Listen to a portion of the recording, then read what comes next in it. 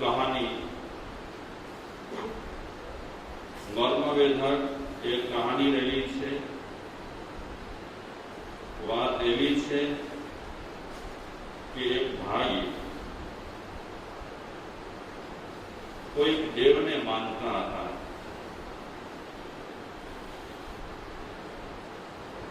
परिस्थिति ठीक ठीक थी,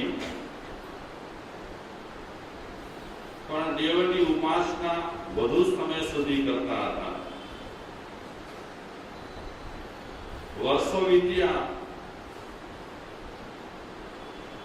એને મનમાં એવી ભાવના કરી કે એક વખત દેવ દર્શન દઈ દે તો મને એમ લાગે કે હું જેની ઉપાસના કરું છું એ મારી ઉપાસના એમના સુધી પહોંચે છે। મનમાં એને અવારનવાર વિચાર આવે કે એક વખત દેવના દર્શન થઈ જાય તો બહુ સારું। અને એક દિવસે ખરેખર દેવ પ્રગટ થયા। પ્રગટ થઈ કરી અને દેવ એ ભાઈને કહે છે, હું તારી ભક્તિથી પ્રસન્ન થયો છું। હું તને એમ નહીં પૂછું કે તારે માગવું હોય તે માગ, એમ નહીં કહું। હું તને સામેથી તારી ઉપાસનાને વશ થઈ કરી ત્રણ પાસા આપું છું। એ ત્રણ પાસાથી તારે ત્રણ વરદાન માંગવાના, ગમે ત્યારે, તને ફાવે ત્યારે। પાસા તારી હાથમાં હશે, તારે ઠીક લાગે, તને ઈચ્છા થાય તે વરદાન માંગજે, પાસો ફેંકજે એટલે વરદાન મળશે તને। આ રીતે દેવે એ ભાઈને हाथों हाथ त्रण पासा आप्या। भाई तो बहुत राजी थई गयो, देव अदृश्य थई गया। ए भाई विचारे छे कि खरेखर देवनी ने उपासना करी तो देव मारा पर प्रसन्न थया, मारी इच्छा पूरी थई, एमना दर्शन थया। दर्शन तो थया पण साथे साथे मने त्रण पासा आप्या। જ્યારે પણ હું વરદાન માંગીશ ત્યારે મને એક ત્રણ વરદાન ત્રણ પાસાથી મળશે। ઘરે આવ્યો, આવી કરી અને ધર્મપત્નીને વાત કરે છે કે દેવ મારા પર પ્રસન્ન થયા, લે આ ત્રણ પાસા આપ્યા, જો તો કરી। આ ત્રણ પાસા આપી કરી અને દેવે મને કીધું છે જે તારી ઈચ્છા થાય હોય तो पासो फेंकीश અને ઈચ્છા પ્રગટ કરીશ એટલે તારી ઈચ્છા પૂરી થઈ જશે। પાસા બતાવ્યા, ઘરવાળી પાસા જુએ છે, પતિદેવને કહે છે તમારી ઉપાસના ફળી અને દેવ પ્રગટ થઈ ગયા। બહુ સરસ। ઘરવાળીને પૂછે છે એ ભાઈ કે આપણે માંગીશું શું? ફક્ત આ પાસા મારફતે આપણને ત્રણ વસ્તુ મળશે। तो घरवाड़ी कहे छे कि मांगवा जेवुं तो दुनियामां घणुं छे, मांगवा जेवुं तो घणुं छे दुनियामां। એટલે પત્નીએ પોતાની રીતે અને પોતાની બુદ્ધિથી સલાહ આપી કે આ માંગો, ફલાણું માંગો, ઢીકડો માંગો। તો પતિદેવ પત્નીને કહે છે કે મારો નાક ચપટો છે અને મને એવી ઈચ્છા થાય છે કે પાસો ફેંકી અને એક વરદાન માંગું કે મારો નાક સારો થઈ જાય। તો ઘરવાળી કહે છે કે નાક તો જન્મથી તમે એવો મળ્યો છે ચપટો, હવે એની માથાકૂટ શું કામ કરો છો? અને લોકો પણ તમને બધા ઓળખે છે, હવે નાક સરખો થશે તો પણ શું? વરદાન ગુમાવો એના કરતા સારી વાત વસ્તુ માંગો। પતિદેવ કહે નહીં, મારા મનમાં વસી ગયું છે, પેલી ઈચ્છા તો મારે આ પૂરી કરવી છે, નાક સરખો કરવો છે। અને એમાં કઈ તડવટ બને વચ્ચે અને વિખવાદ કરવા લાગ્યા, ઝઘડો કરવા લાગ્યા। છે કે 3 વરદાન માંગવાના છે અને તમે આવી તુચ્છ વસ્તુ માટે માંગી લેશો તો વરદાન ફોક જશે, દેવના દર્શન પણ નકામા કહેવાશે. સારું કંઈક માંગો. પેલો કે નહીં, મારે તો નાક જ માંગવો છે. ઝઘડો થયો બહુ બંને વચ્ચે, ઘણો ઝઘડો થયો. ઝઘડામાં એ ભાઈને બહુ ગુસ્સો આવી ગયો અને ગુસ્સામાં કહે છે પત્નીને કે મારે તો સારો નાક માંગવો છે. આમ કહીને પાછો એક ફેંક્યો. 3 વખત કીધું એટલે 3 નાક થઈ ગયા.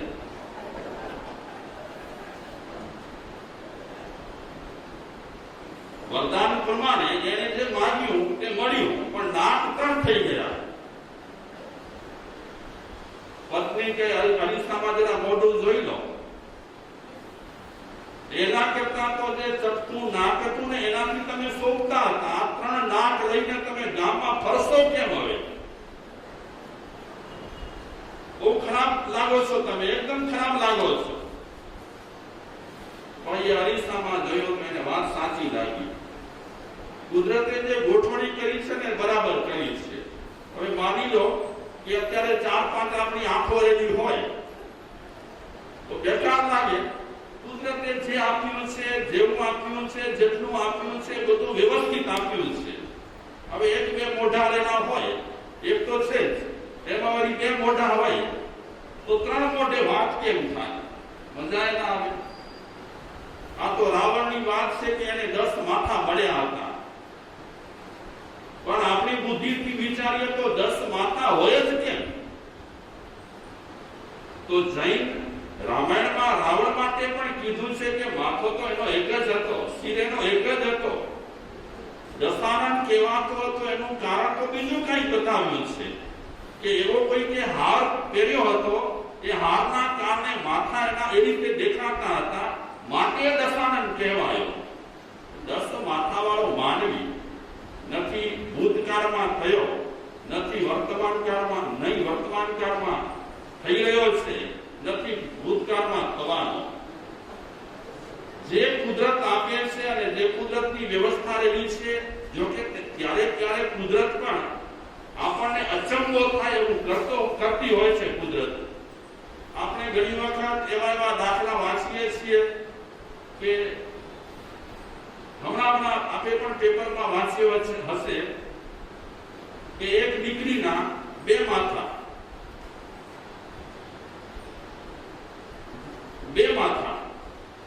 તો એવા અજબ ગજબના ક્યારે કુદરત ખેલ કરતી હોય છે, પણ એ અપવાદ તરીકેના ખેલ રહેલા હોય છે. આ ભાઈના તો નાક થઈ ગયા 3 અને કુદરતીય નાક ના હતા, માંગેલા નાક હતા.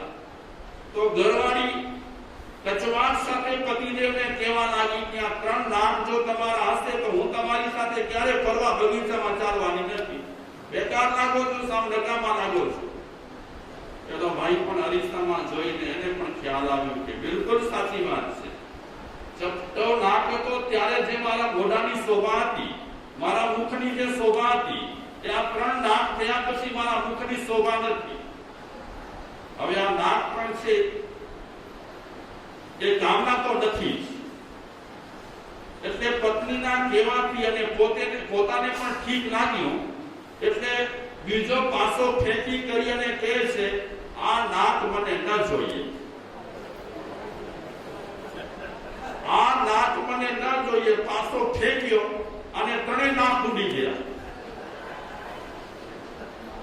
ચપટો હતો એ ગયો,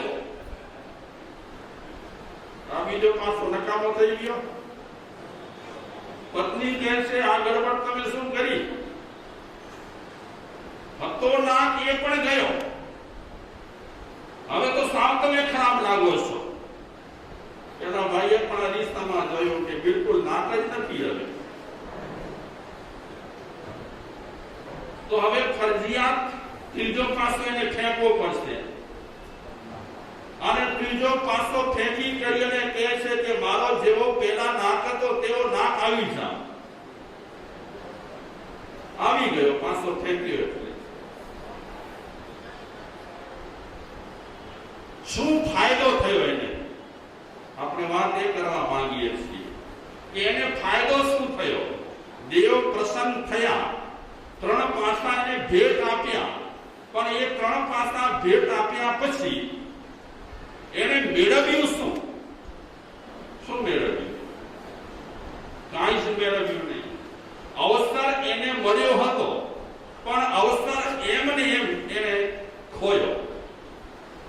આ વાત આપણે આપણા પર પણ લઈ શકીએ છીએ કે આપણને બધાને અવસર મળ્યો છે. શેનો અવસર મળ્યો છે? આ સરસ મજાનો કોઈક પુણ્યના યોગે જન્મ મળ્યો છે, સારામાં સારો અવસર મળ્યો છે. આ અવસર મળ્યા પછી આપણે કેવળ નાતની ઘટવટ માટે એ વરદાન વાપરી નાખીશું તો અંતે એ વરદાન મળ્યા ન મળ્યા જેવું થશે.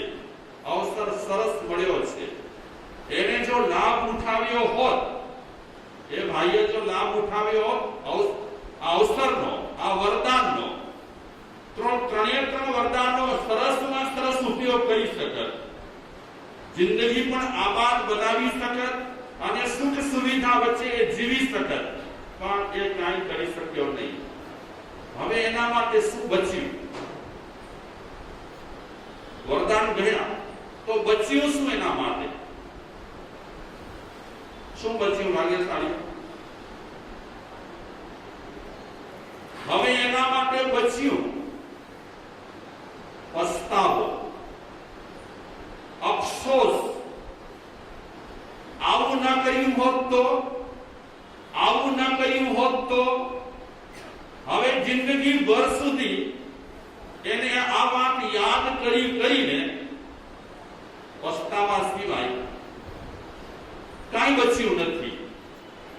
તો ઘણી વખત આપણને આવી સરસ મજાની જિંદગી કોઈક નસીબ જોગે, પુણ્યના યોગે મળતી હોય છે, પણ ક્યારેક ક્યારેક આપણે પણ આ ભાઈની જેમ વરદાનને શું કરી નાખીએ છીએ? ખોઈ નાખીએ છીએ. અને વરદાનને ખોયા પછી આપણા માટે પણ અફસોસ સિવાય કાંઈ બચતું નથી. તો આપણી જિંદગીમાં અફસોસ બચે અને બાકીના કાંઈ પણ આપણને ફાયદા ન મળે તો જિંદગી મળી ન મળી જેવું થયું. તો મહાપુરુષો આપણને કહે છે અવસર ખોવા જેવો નથી. અવસર અગર ખોઈ નાખીશું તો અવસર બેર નહીં આવે. જ્યું જાને ત્યું કરલે ભલાઈ, જન્મો જન્મ સુખ પાવે. અવસર બેર નહીં આવે. આનંદજી મહારાજ પણ કહે છે કે ફરી ફરીને આવો અવસર મળશે નહીં.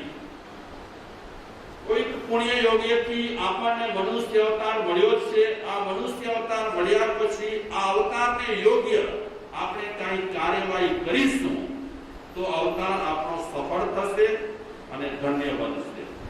અવતારને ધન્ય બનાવવા માટે મહાપુરુષોએ આપણને લાઈન દોરી આપી છે, માર્ગદર્શન આપ્યું છે. મનુષ્ય અવતાર મળ્યા પછી કઈ રીતે રહેવાનું, કેમ રહેવાનું, કેવી રીતે જીવવાનું, શું કરવાનું આપણને પદ્ધતિઓ બતાવી છે, રીત બતાવી છે. એ મહાપુરુષોની રીત પ્રમાણે આપણે આ જીવન જીવીશું તો ચોક્કસ આ જીવનમાંથી કાંઈક આપણને ઉપલબ્ધિ થશે. તો અત્યારે આપણે મહાસ્તુતધર હરિભદ્ર શ્રી વિરચિત ધર્મ બિંદુ ગ્રંથના આધારે પ્રવચન માળા ચાલી રહેલ છે. એ પ્રવચન માળામાં અત્યાર સુધી આપણે 6 ગુણો પર વિવેચન કર્યું. પ્રમાણિકતા, શિષ્ટાચાર, લગ્ન વ્યવસ્થા, પાપ ભય, નિંદા, હજી એક છે. કયો છે?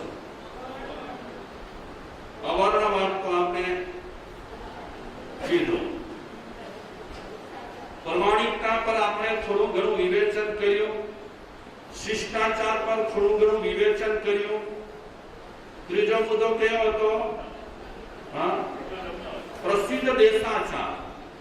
જે લોકાચાર રહેલા હોય, તમે જે દેશમાં રહેતા હો એ દેશની જે પ્રણાલિકાઓ રહેલી હોય એ પ્રણાલિકાઓને, કેટલીક પ્રણાલિકાઓને વળગી રહ્યો.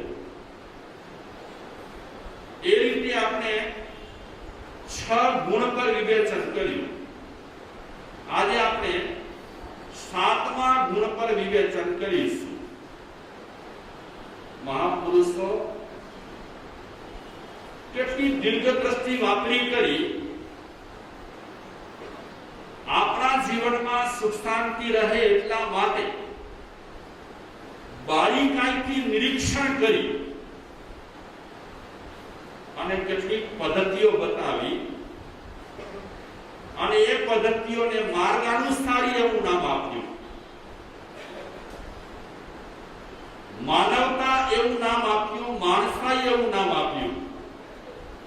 તો આજે આપણે જે 7મા બોલની ચર્ચા કરીશું, નવાઈ લાગશે તમને. અને સાંભળ્યા પછી અને સાંભળતા સાંભળતા તમને એમ પણ લાગશે કે આ બોલ માર્ગાનુસારીમાં ગોઠવવાનું કારણ શું? આ બોલમાં તે 3 સ્ટેપ બતાવ્યા. આપણે પહેલો સૂત્ર લઈએ. સ્થાને ગૃહકરણ. આ 7મા બોલનો પહેલો સૂત્ર રહેલો છે, સ્થાને ગૃહકરણ.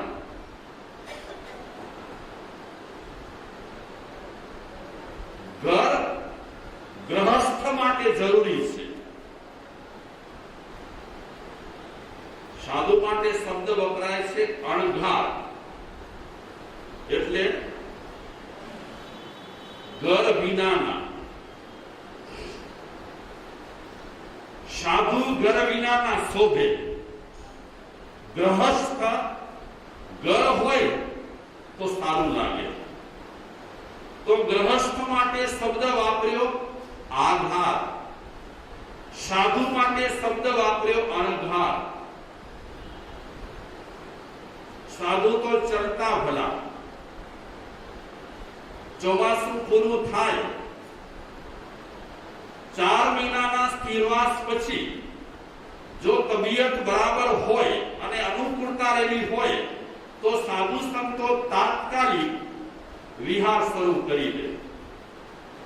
આ એક મુખ્ય પ્રણાલિકા રહેલી છે. અને પ્રાય કરીને એક એવો નિયમ પણ રહેલો છે કે સાધુ છે ગ્રહસ્થના ઘરમાં રહી ન શકે. રહે છે પણ રહી ન શકે. સ્વતંત્ર ક્યાંક આવાસ મળ્યું હોય, એકાદ દિવસ પસાર કરવા માટે અને રહે તો અલગ વાત રહેલી. બાકી સંયુક્ત રીતે ગ્રહસ્થના ઘરમાં સાધુ રહી શકતા નથી.